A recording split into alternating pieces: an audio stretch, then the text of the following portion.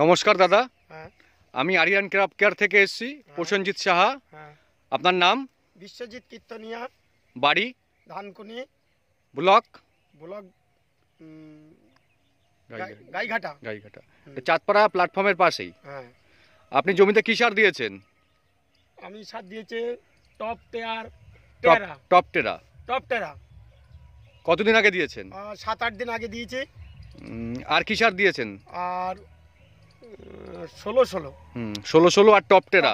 কতটা জমি আপনার? 8 কাঠা জমি। 8 কাঠা জমিতে কতটা দিয়েছেন? 5 কেজি আর 7 কেজি 8 কেজি। 7 কেজি কি? 7 কেজি হচ্ছে টপ টেরা। হ্যাঁ। আর 8 কেজি হচ্ছে 16। হ্যাঁ, এটা দিয়েছেন 8 দিন আগে। হ্যাঁ, দিয়ে জলসেচ দিয়েছেন? না, জলসেচ দেইনি, সে বর্ষার সময় দিয়ে দিয়েছি। হ্যাঁ, বর্ষার সময় দিয়েছেন। তাতে গাছের রেজাল্ট কি আছে? খুব ভালো রেজাল্ট হয়েছে। লাউ ভালো হয়েছে, লাউর কালারও ভালো।